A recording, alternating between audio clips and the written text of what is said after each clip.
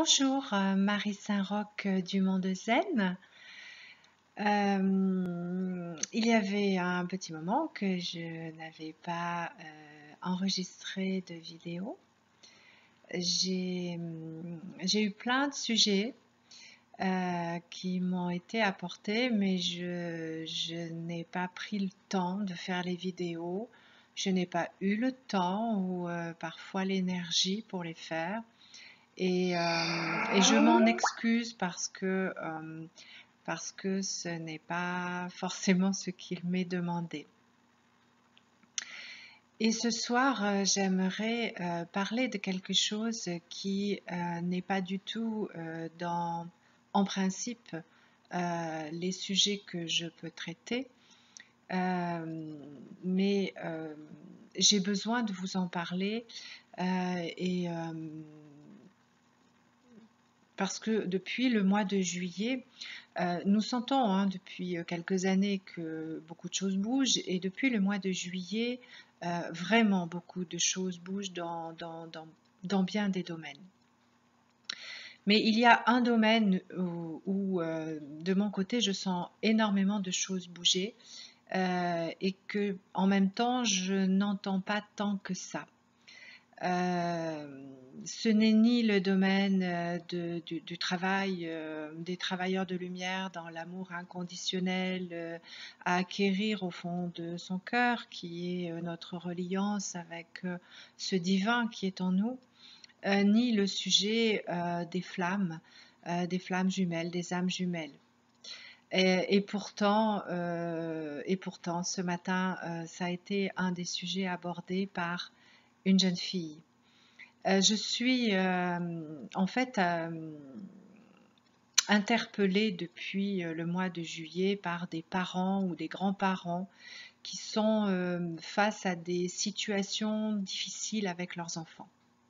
Et moi-même, j'ai un de mes enfants qui est au début de l'âge de l'adolescence et il se trouve que il m'a été demandé de faire très attention à lui. Et je vois bien que cet enfant est en train de développer ce que nous avons longtemps appelé des dons, de développer des sensibilités, mais avec un potentiel incroyable. Sauf que ces enfants sont en but à des forces qui sont importantes et ils sont aussi en but à une société qui ne les comprend pas, qui les stigmatise, qui les montre du doigt. Ce sont des enfants qui se retrouvent souvent harcelés, mis de côté, bien plus que ce que nous avons pu être. Moi, petite, j'ai été effectivement mise de côté, notamment par ma fratrie, traitée de sorcière, etc. Mais on voit qu'il y a sur ces enfants une force beaucoup plus grande qui les amène.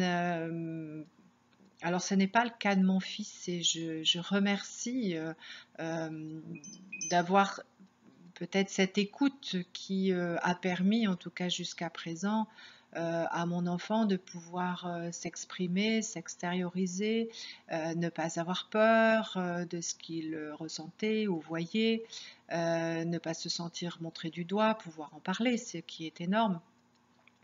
A contrario, je suis au contact de parents ou grands-parents qui sont vraiment désœuvrés face à leur enfant. Alors voilà ce que je propose. Je passe beaucoup par le dessin. J'ai fait plusieurs articles sur mon blog qui parlent de dessin.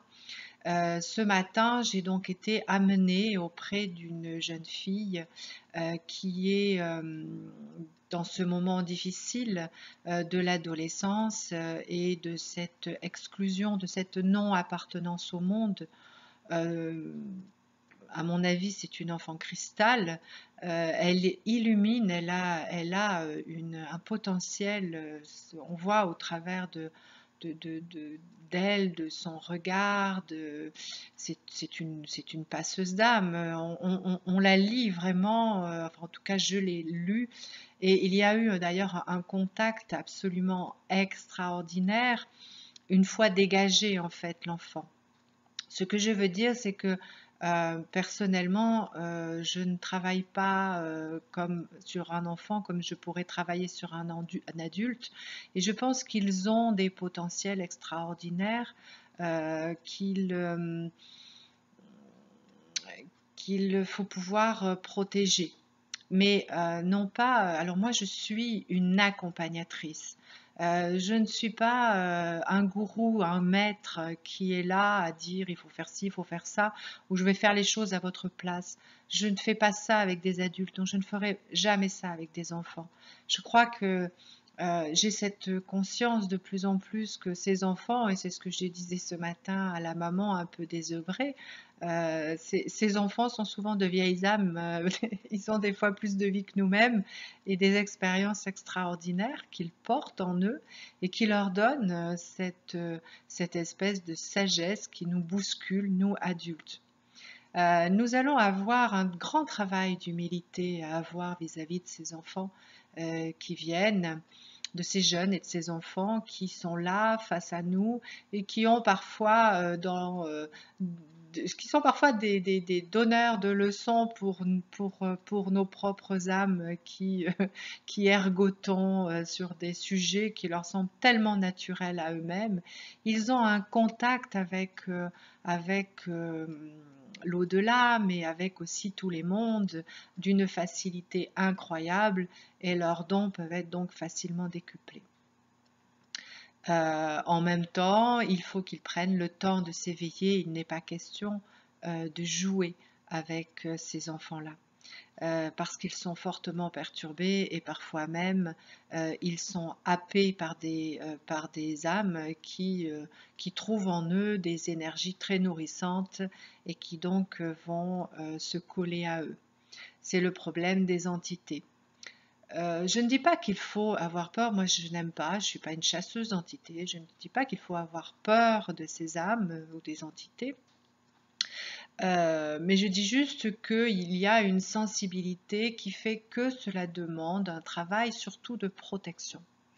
Et ce que j'invite, et c'est là le témoignage que je veux apporter, c'est pas tant de demander des soins, etc. Chaque fois, j'ai conseillé aux enfants, et là je l'ai montré à l'enfant et à la maman qui a fait le travail elle-même, parce que souvent d'ailleurs c'est un travail aussi pour les parents. J'ai montré comment se protéger, que l'enfant se protège. La première chose, c'est simplement pouvoir dire à ces êtres qui sont autour, je suis trop jeune, je suis une âme bien trop jeune, j'ai besoin là de grandir en tant qu'être humain. Avant d'éveiller ce potentiel de médiumnité, de guérison, etc. Je ne les renie pas, je ne les nie pas, je vais peut-être même pouvoir les laisser remonter à la surface et les exprimer, mais ne pas les utiliser parce que j'ai encore cette immaturité qui fait que j'ai besoin moi-même de grandir en tant qu'être humain. C'est une première chose que je conseille pour mettre à l'abri l'enfant. Et puis la deuxième chose, et c'est là où je vous invite à aller sur mon blog Le Monde Zen, donc mon site web Le Monde Zen, sur mon blog, vous allez trouver notamment l'ancrage par le dessin et la bulle de protection par le dessin. C'est ce dessin qui peut donc être cumulé, qui fait partie d'un même dessin, est extrêmement efficace. Vous allez même être étonné si vous le faites faire aux enfants de voir ce qu'ils vont exprimer au travers de ces dessins. Ils sont plus proches que vous, adultes de l'enfance, donc ils vont s'approprier beaucoup plus facilement le dessin, le potentiel même du dessin avec ses intentions. Et vous allez voir que rapidement, ils vont se sentir protégés et ancrés. Ce qu'il manque beaucoup aux enfants qui sont des enfants, donc toute la série dont on a entendu parler, comme je n'aime pas les concepts, je pense que tous ceux qui m'ont entendu le comprennent, parce que je trouve toujours les concepts très enfermants.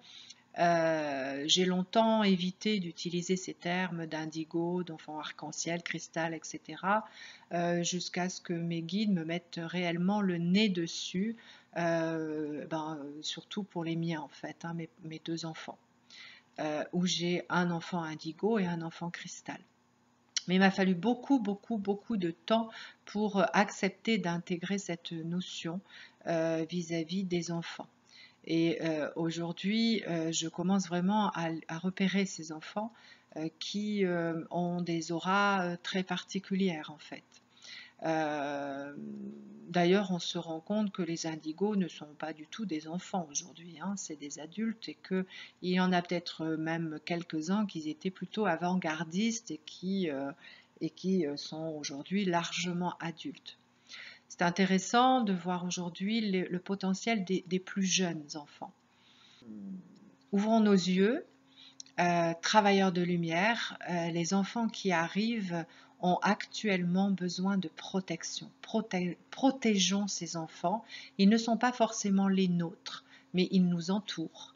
Et apprenons-leur, ils ont les outils. Je crois qu'il n'est pas question d'aller les chapeauter, leur apprendre, les dominer. C'est des enfants qui ont un potentiel et il ne va surtout pas falloir les laisser les couvrir au point qu'ils ne puissent pas exprimer leur potentiel. Mais par contre, donnons-leur les outils qui vont leur permettre de commencer par s'ancrer, accepter l'ancrage sur cette terre, puis par se protéger pour ne pas être vampirisés dans ces belles énergies qui sont les leurs et dont ils ont besoin pour s'épanouir actuellement.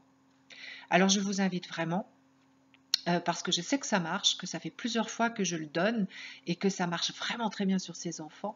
Je vous invite vraiment à aller sur mon blog du Monde Zen et à aller chercher cet ancrage et cette bulle de protection par le dessin.